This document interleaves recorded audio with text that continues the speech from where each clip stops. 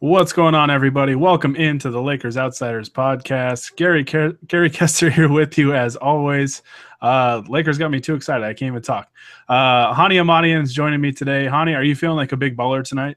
I'm feeling like the biggest baller. I have to think about if I needed to reword that at any point. Yeah, but I'm pretty excited to now be rooting for the greatest team the world has ever seen. Our rookie point guard is a mix of Magic Johnson and Michael Jordan and LeBron James and Kobe Bryant. Kyle Kuzma is literally Dirk Nowitzki. It's pretty awesome. Yeah, I mean, that pretty much sums it up. So I think we're done here. But no, Anthony Irwin might be joining us at some point in this podcast. We never really know. So if he pops up, don't be surprised. But the Lakers get their first win of the season. Man, what a difference a day makes. Me and Jacob were on this pod last night talking about how disappointed we were in the team's effort and their just overall showing. This was just looked like a different team. And, of course, they played against a much more inferior opponent in the Phoenix Suns, who have not looked good at all this year. But the big thing with it is the Lakers got a win, and how they got the win. Lonzo Ball, man, the hot takes were out in full force last night after he struggled against the Clippers.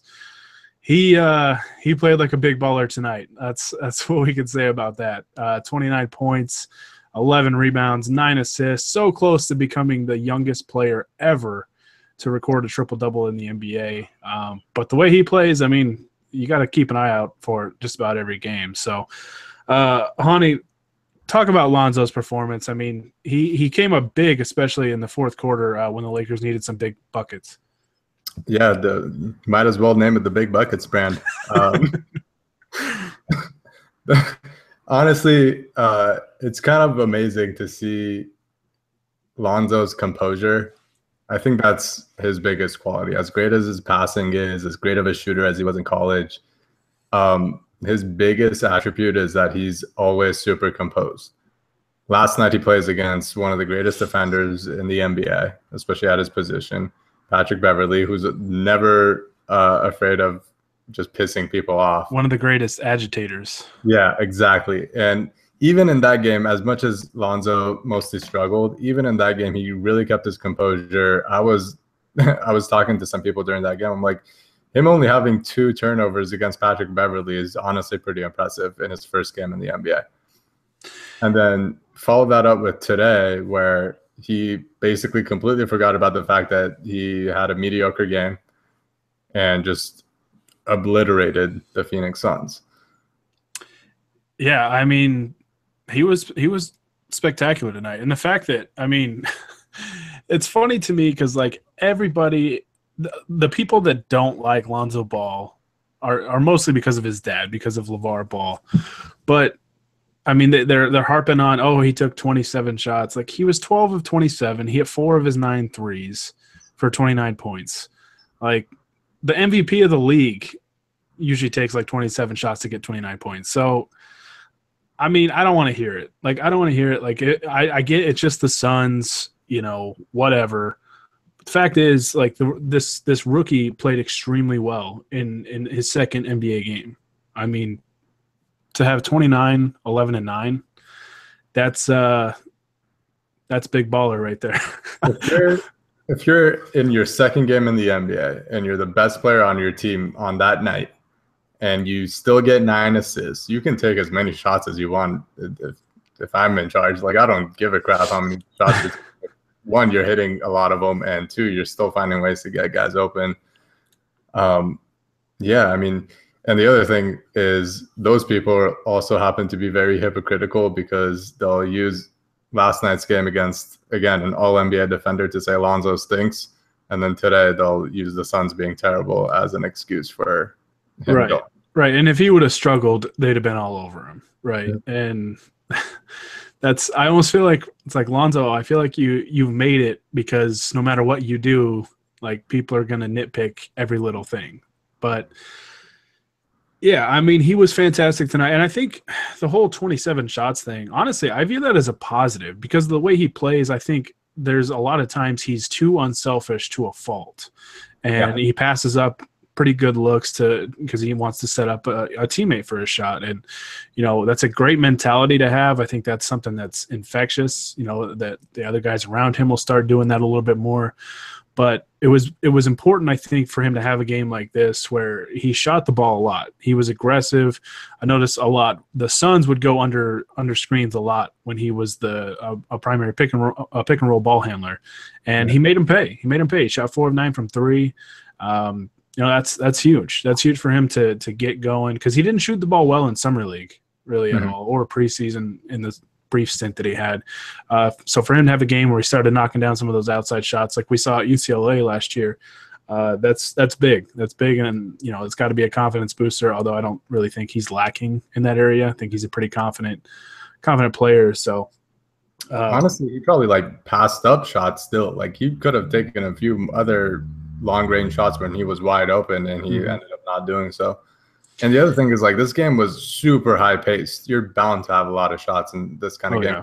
Literally nobody played defense. I mean, the final score was 132 to 130. So, I mean, that kind of tells all. But, Lonzo wasn't the only young player to play well. I mean, the Lakers got a really solid offensive performance. Their defense was better in the second half, but I want to talk about Brandon Ingram because this was the best I think we've ever seen Brandon Ingram in a Laker uniform.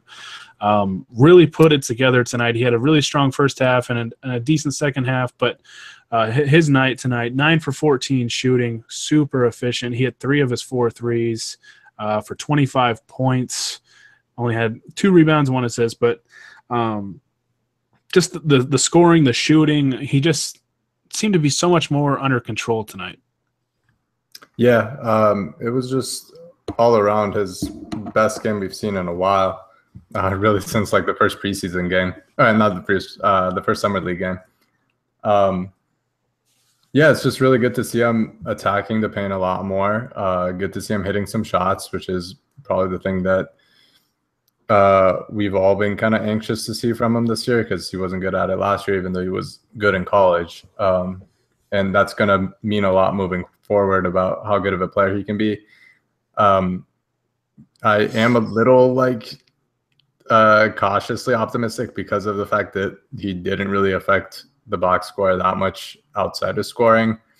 I think that's an issue that might have to be discussed at some point, but for now, I'll take any victory I can get with Ingram because I was starting to have some questions in general.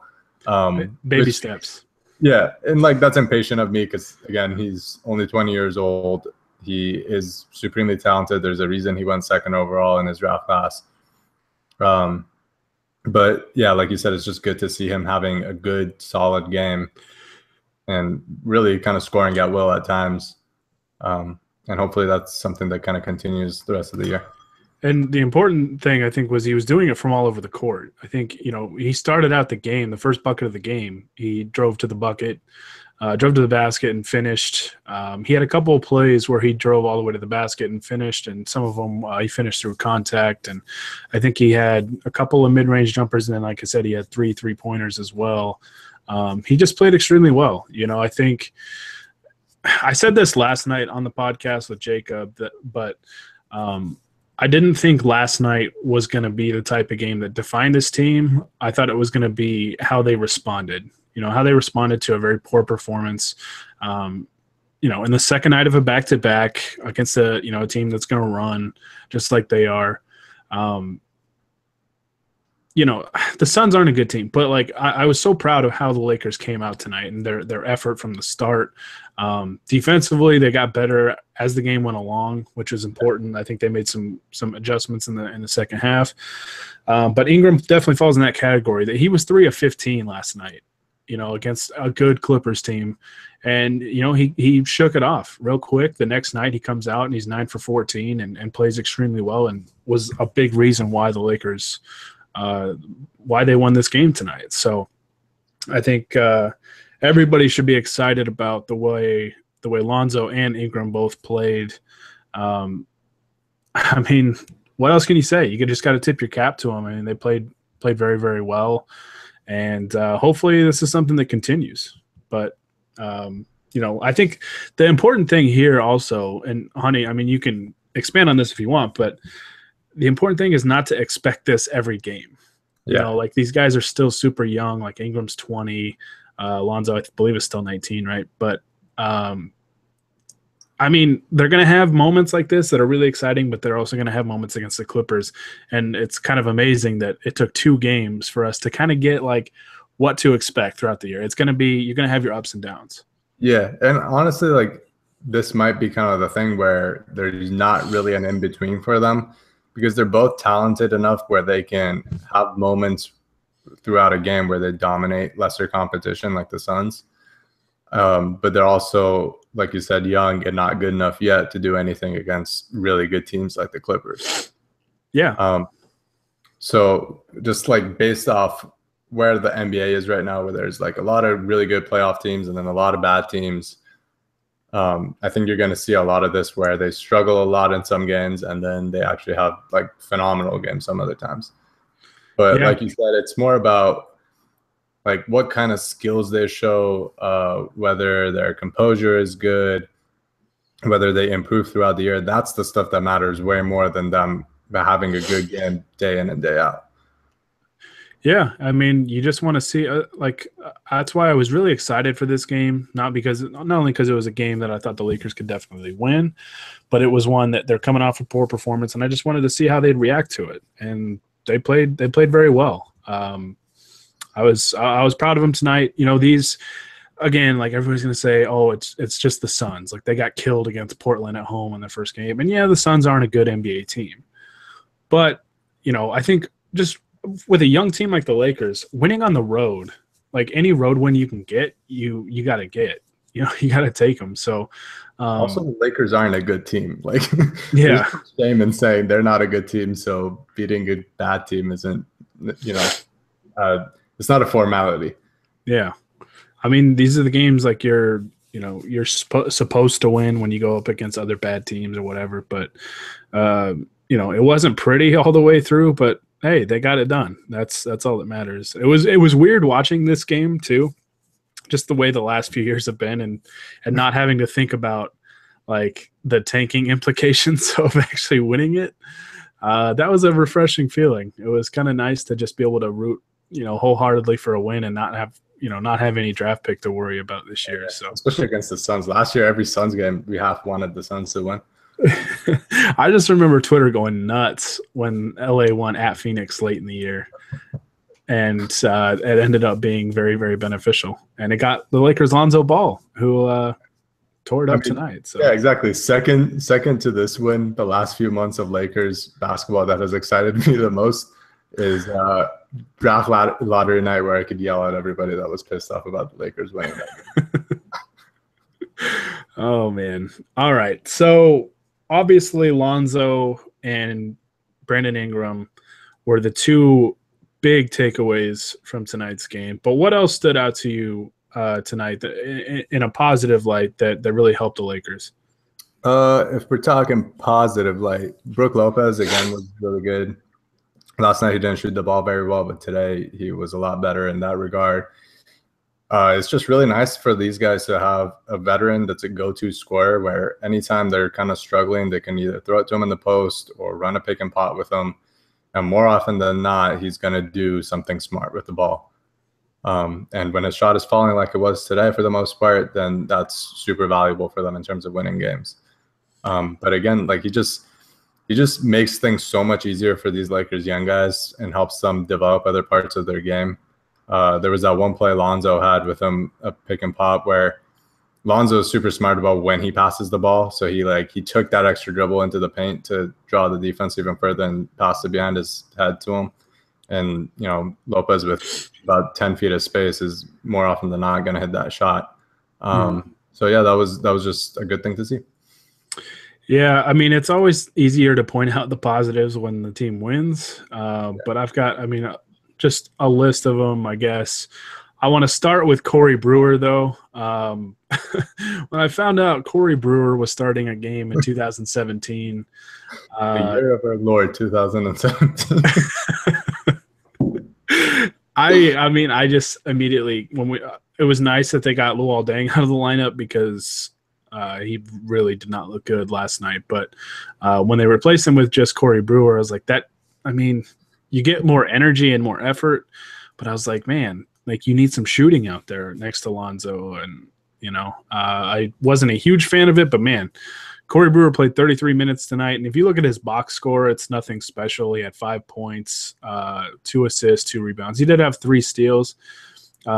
His defense and just his energy and his effort, I think, played a big role in tonight's win. And, I mean, he was surprisingly good. I mean, I don't expect much out of Corey Brewer at this stage of his career, but I got to tip my cap to him. He was awesome tonight. The thing with Corey Brewer is, like, first of all, I make fun of Corey Brewer way too much. Did you just first of all tweet me? Gotta keep in touch with the young folks. I make fun of Corey Brewer a ton, but like you said, he was pretty damn awesome today. And one thing I guess that I never even thought of was he's pretty much the only player on the Lakers who cuts, like backdoor cuts at any time. Mm-hmm. And with a guy like Lonzo who will find you, that's super valuable. And he had a couple of great cuts tonight. One of them he bobbled the pass, but the other one he actually scored on. So yeah, that's great. His defense is kind of here and there, but honestly, it's better to have somebody that's sometimes here and there, where considering the rest of the Lakers roster is never here. But yeah, he was pretty solid. I was mildly surprised, but pleasantly surprised. He drew that defensive assignment on Devin Booker, and Devin Booker started really, really like red hot from the floor. I think he was on pace to just have a monster night, and he had a good game. I mean, he had 25 points, 11 boards, 8 assists, 6 turnovers though. That's a positive for the Lakers. He played 40 minutes, and Brewer, I think, was guarding him for most of those in the 33 that he played. 9 of 19 from the floor. Like, if you look at Booker's game, it's a really, really solid game. But I think Brewer did a good job kind of frustrating him at times. And Nance did too on that one play that he knocked the ball loose and dove on the floor for the ball. And it gave us a Brook Lopez breakaway dunk. I think that might be the first in his entire career. But no, I mean, Corey Brewer was excellent tonight. And I mean, barring injury or another suspension, I think that'll probably be the only game he starts, because Kentavious Caldwell-Pope will be back. His 2-game suspension is now over, and that's big for the Lakers to get him back for the Sunday's game against the Pelicans, and we'll talk about that in a minute.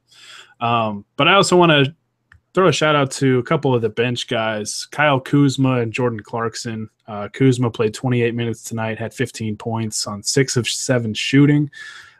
Just played really well. He made some timely buckets, and I think him and Lonzo kind of showed us again tonight that their chemistry is very high for at this early stage of their careers.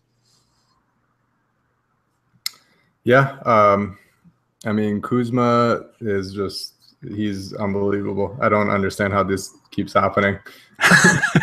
Well, he lost the headband tonight. That was the big thing, right? Yeah, that's the secret. Yeah, just. No headbands ever again.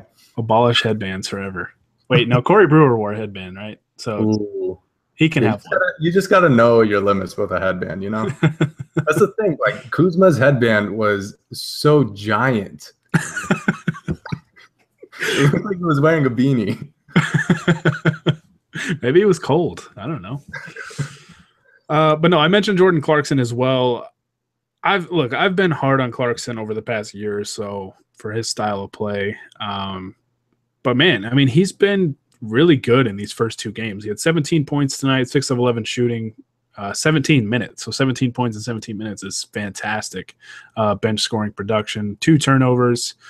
He was a -7, but I mean, plus or minus is kind of give or take a little bit. But how have you felt about Clarkson so far? Is this kind of like, are you seeing this could be an improved version of him, or is it, let's pump the brakes a little bit?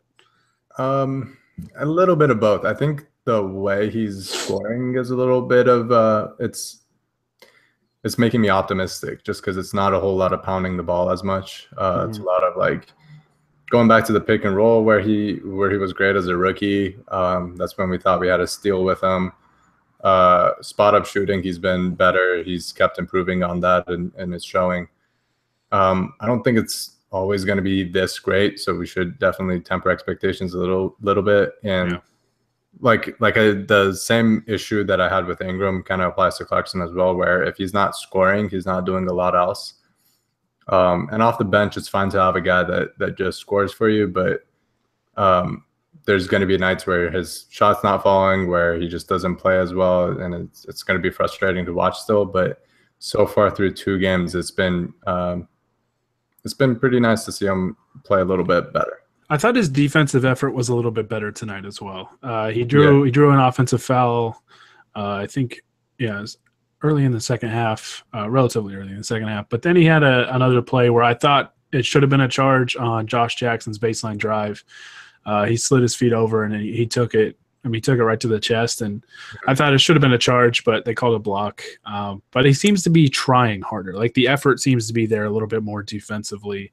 And I don't know if Luke Walton laid into them in the first half for their defensive performance, giving up 73 in the first half. But I thought his performance defensively was improved, and I thought the team, like I've said, they played better defensively in the second half. So that was really nice to see. And I mentioned Luke Walton. That's going to be my final shout out tonight. Looking at the minutes allocation, I think this has been a big thing over the last couple years with Luke Walton and with Byron Scott that we wanted to see more of, was giving the young players just ample opportunities, right? Like, I hate when, like, in close games, they get like 25, 26 minutes. And not that I want them to play this much every night, but when you look at Brandon Ingram, he had 37 minutes. Lonzo Ball had 37 minutes. Kyle Kuzma had 28 minutes. Look at the rotation. Only 8 guys played over 13 minutes. So he really tightened up the rotation. I think the lineups were a lot better tonight.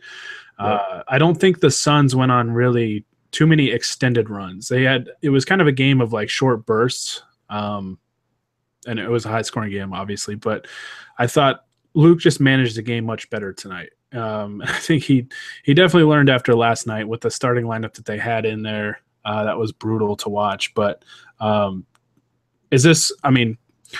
do you think KCP's return in the next game against the Pelicans kind of changes this? Do you think this gives them a little more flexibility, or do you think this ultimately means that somebody is going to, their minutes are going to get docked?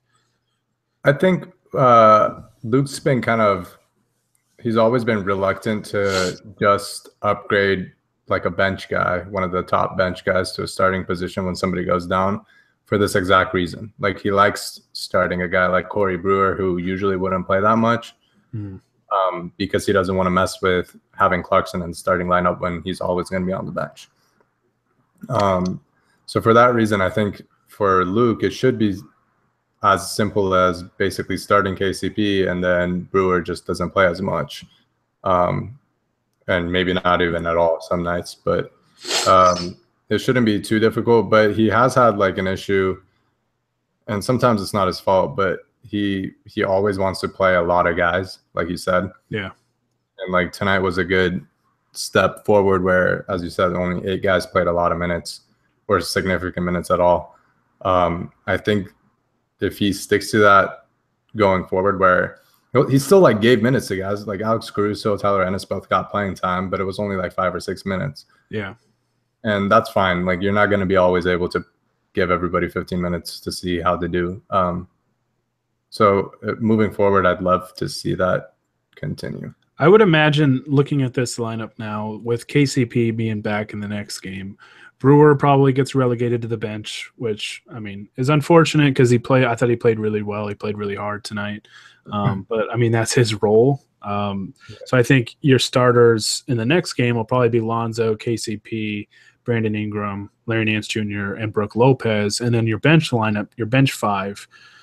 Maybe Luke doesn't see Clarkson as a point guard with the second unit, but, you could roll with Clarkson, Corey Brewer, Kyle Kuzma, Julius Randle, and Andrew Bogut, and then you play spot minutes with Caruso, Ennis, and Josh Hart.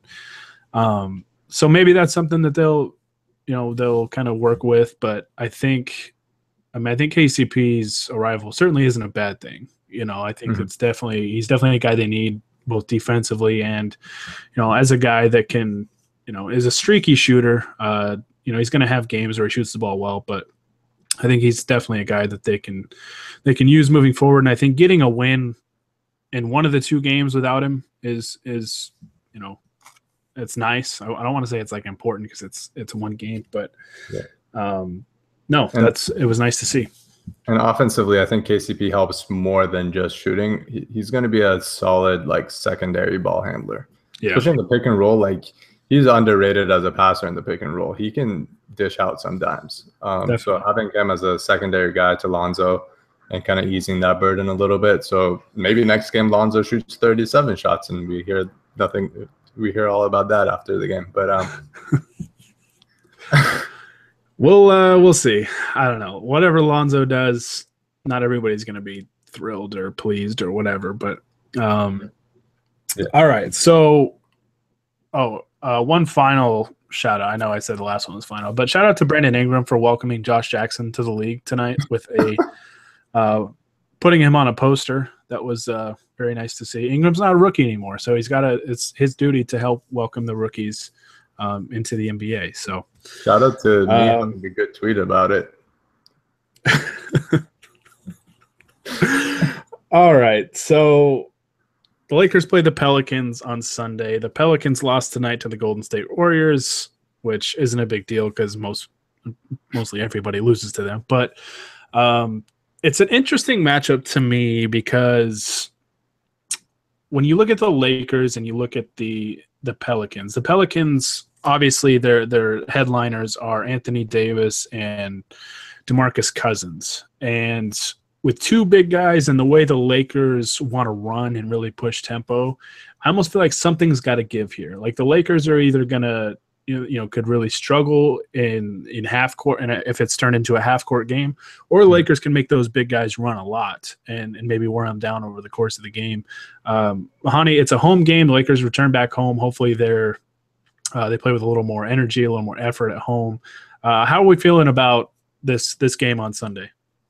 I'm pretty excited. There's just like a lot of kind of fun matchups that I'd love to see how these guys kind of respond to. Like Lonzo going against Drew Holiday should be a fun test because Holiday is good defensively and he'll make Lonzo work offensively as well. DeMarcus Cousins going against Brook Lopez should be fun. Just two of the more talented offensive centers that there are in the league. Anthony Davis is going to be a tough test to see if, I'm guessing Larry Nance is going to be starting again and guarding him. Yeah. That's going to be a super tough test for Nance because Davis is even more mobile than Nance is. He'll fight for boards a lot. He'll stretch out to the three-point line. He'll take you off the dribble. I think that's going to be the toughest thing for the Lakers. But, it'll still be a fun test. And the good thing is the Lakers have a bunch of guys at the four that they can throw on them. So we'll probably see a little bit of Nance guarding him, a little bit of Randall guarding him, maybe even Kuzma guarding him. Just a good test for all those guys. Yeah, definitely. And I think another interesting thing about that matchup is the Lakers, where they really got hurt tonight was their three-point defense. The Suns shot 14 of 29 from three. Obviously, Cousins and Davis can both stretch out to the three-point line. But, I mean, that's not really, like, their game. Like, it's something they can do.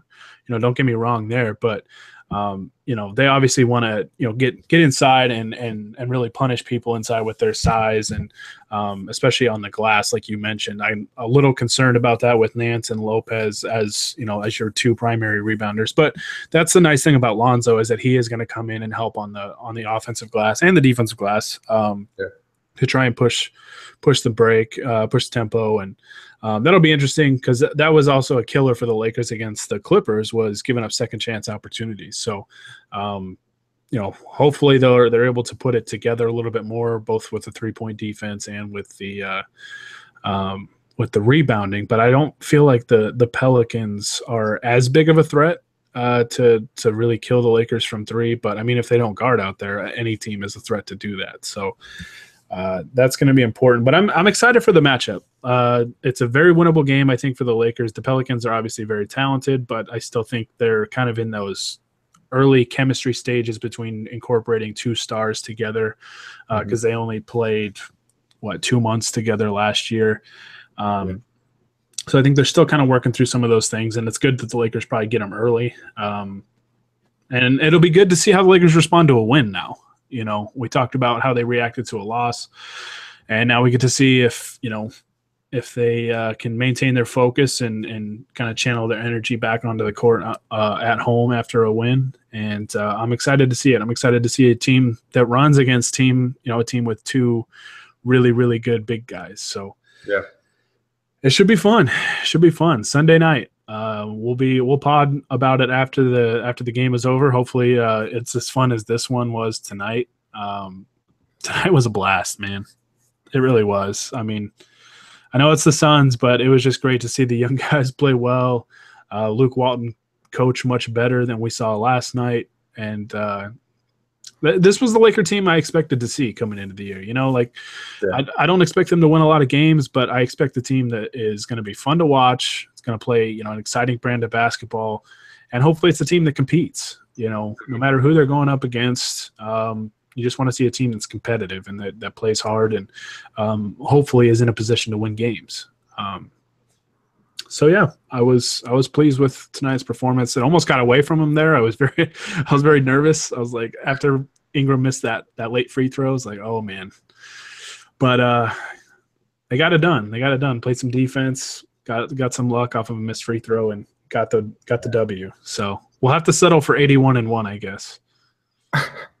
Yeah, 81-1. It's a little disappointing, honestly, but I'm all right with it as long as they sweep through the playoffs. I think I can. That'll make up for it, right? Yeah. All right. Well, that's going to do it for us. I want to thank everybody for tuning in. If you like the podcast, as always, you can subscribe to us on YouTube. Normally, you can subscribe to us on iTunes. I'm still working on that. I mentioned that last night. Still working on getting that squared away and getting the channel back up and available to everybody, because for some reason it got taken off. But it's probably too many Anthony Irwin appearances, to be completely honest. An F-bomb last time, so that might be why. Yeah, that could have been it. But no, again, thank you guys for tuning in. Lakers are on the board with a victory. Hopefully it only goes up from here, but we'll find out Sunday. The season starts tonight. Shout out to Mike D'Antoni. 1-0, baby. All right, until Sunday, for Hani Amadian, I'm Gary Kester. Thanks for tuning in. We'll see you guys next time. Shout out